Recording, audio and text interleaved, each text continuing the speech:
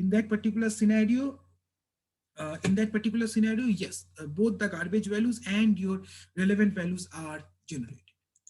How does that answer your question? Yeah. Thank you so much. You're welcome. Okay.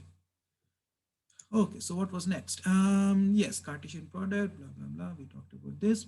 And we also talked about the rename operation, right? So remember that we are able to rename our attributes or our resultant attributes to something else. But remember that rename does not mean that it is creating a new variable with that name. It is just creating sort of like a pointer. It's just a new name or an alias for a particular view. So that usually comes in handy when we have a large expression and somewhere down the line we are computing something, and later down the line we would like to use that relation as well. I mean that particular operation as well. So that is where rename operations come in handy. Okay. We also talked about how we can use rename to rename a particular relation to test, and then we use that to find out the maximum loan amount in a particular relation, right? So we don't need to do that, and usually databases don't do that, but it's a nice thought experiment to figure out how to do that, right? Okay. So now let's move on to some four other operations that we would like to know about. And mostly these operations can be derived from all of the fundamental operations that we have learned so far. So we have, let's say, set intersection. That is exactly similar to set union, but essentially we are not getting the entire result. We are just getting the parts that are common across both of those tuples, right? So a set intersection is essentially the list of tuples that are present in both of those relations. So we can say that get me the customers' names for all customers that have a loan and a bank account, right? So for both of them. So we can just say project down the customer name for borrower, project down the customer name for depositor, and intersect those two relations to get the set of tuples or the set of customer names that are both a borrower and a depositor. So we can actually derive the intersection relation as basically the set difference of r set difference of s, or r minus of s, what have you. And that also means that since we are using set difference to actually define set intersections, that also means that set difference requires that our relations need to have compatible schemas. So the same number of arities or the same number of attributes. So basically the same arity and the same domains. That is what we mean when we say compatible schemas. And that also applies to set intersection as well. Okay. The next thing that we need to talk about is something called natural join. So a natural join is similar to a Cartesian product, but it is more useful than a Cartesian product. So remember that in case of a Cartesian product, we had our borrower.loan ID, loan.loan ID having multiple values that were garbage values, right?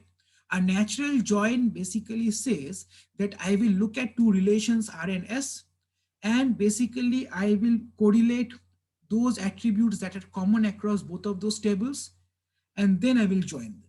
So that basically means the same thing that we did, that borrower.loan ID was equal to loan.loan ID. A natural join would do that on its own because those two have the same attribute names, but mainly we are talking about common attributes and their common domains, right? So a natural join can be rewritten as, and you guys should understand what a natural join is. So let's say that for two schemas R and S, we have a list of attributes that are common across both of those schemas, right? So A1 through AN are your list of attributes that are common across both schemas. And we are just saying that for any, for a given Cartesian product R cross S, that is the all possible combinations of R and S tuples, we are selecting those rows that have r dot a1 equals s dot a1, r dot a2 equals s dot a2 all the way through r dot an equals to s dot an, right? So basically we are saying if we have common attributes between two tables, we are just going to select those attributes to filter out my Cartesian product, and then print out all the attributes that are in both R and S. right? So that's a natural join. So for example, let's say that we want to find the names of all customers that have loans. So we can say that, how do we say that? Borrower cross loan gets us that immense weird relation output that does not make any sense most of the time. And we select out borrower.loan ID equals loan.loan ID. That gets us the relevant tuples for that particular cross operation. And then we filter out the customer name, right, from that particular set of columns. This can be rewritten as a natural join between borrower and loan. You can call this particular operation as the bow tie operation or the natural join operation. That is completely fine. I think that's cute. And then basically you just project out the customer name from this list, right? So project customer name from borrower natural join, and natural join would automatically perform this operation where it correlates between attribute names that are same to each other. Okay. Okay. Natural joins are associative. That means that if I have multiple natural joins, and usually you will come across examples, or for your homeworks as well, you would need to have multiple natural joins together on a table where you are actually comparing multiple attribute names and combining them together. So for example, we can have customer bow tie borrower, bow tie loan. That basically means merge all of those tables into a natural join product. We can also have parentheses around them, that is customer bow tie borrower, bow tie loan, or customer bow tie borrower, bow tie loan. And in both of those cases, you end up getting the same result. So that is what we mean when we say it's associative. The parenthesis does not matter.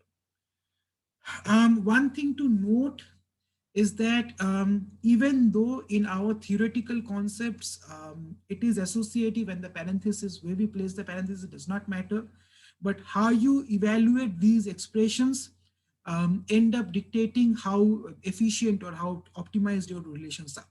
So for example, let's say that customer bow tie borrower gives you a huge list, and then you are actually natural joining with loan. Compared to that, let's say borrower bow tie loan gives you a smaller list, and then you are easily able to natural join with customer. The second one would be more efficient, right? So databases would usually figure out which combination of joins would be the most efficient for this particular scenario. But for now, since we are just talking about the theoretical concepts of it, we really don't care. Right? So that is something that we need. Any questions?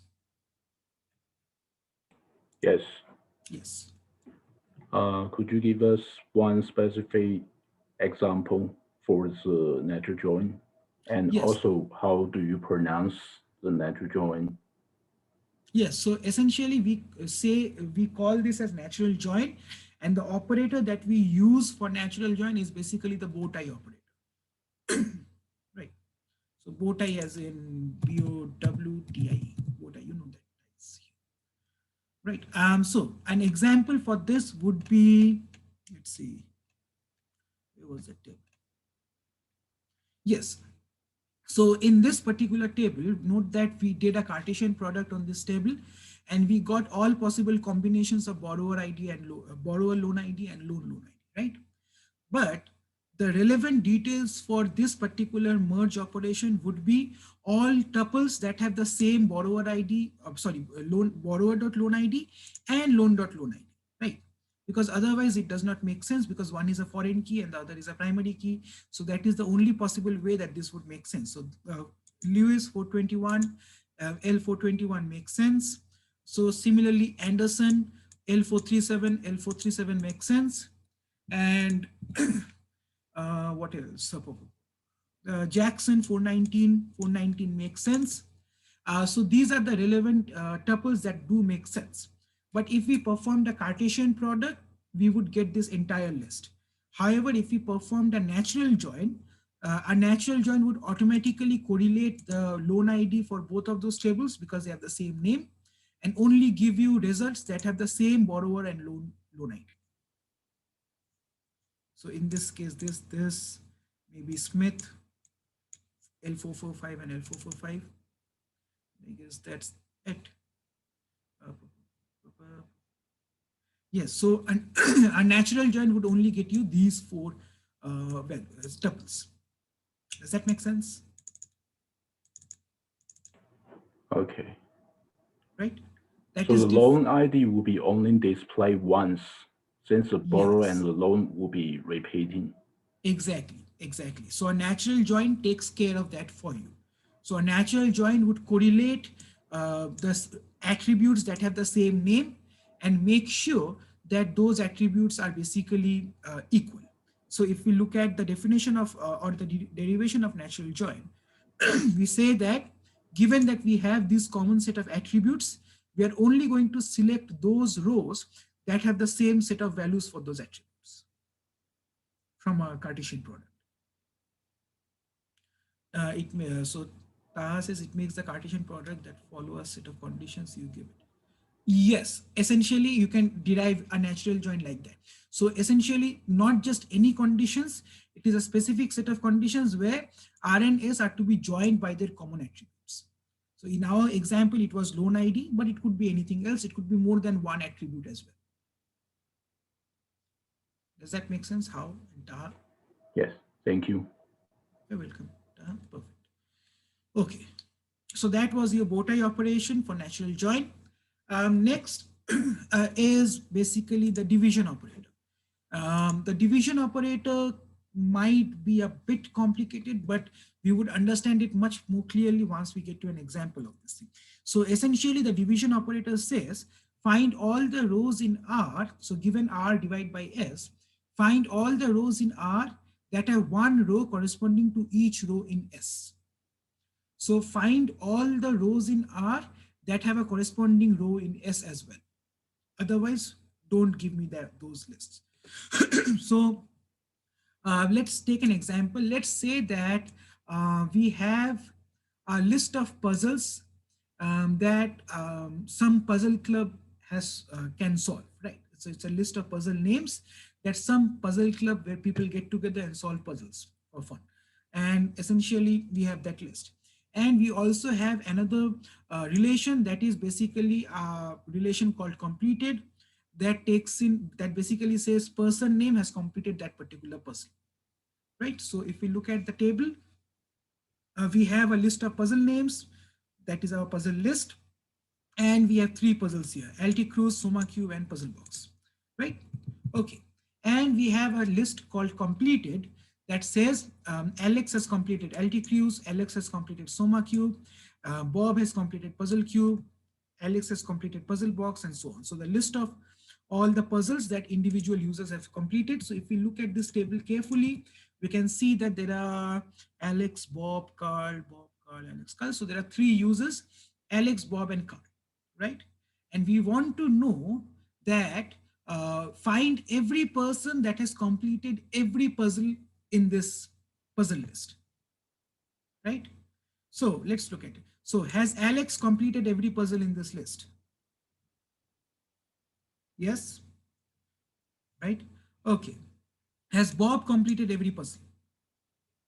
Well, Bob has puzzle box, Bob has Soma cube, but I can't see Bob. I'll take you. So Bob has not completed every puzzle here, right? Has Carl completed every puzzle? So Carl has done LT Cruise, Carl has done puzzle box, Carl has done Soma cube. So yes, Carl has done all three puzzles as well. So when we say completed divided by puzzle list, we are essentially checking for every row where there is a corresponding row in puzzle list as well. So for Bob, we have puzzle box, we have Soma cube, but we don't have LT Cruise.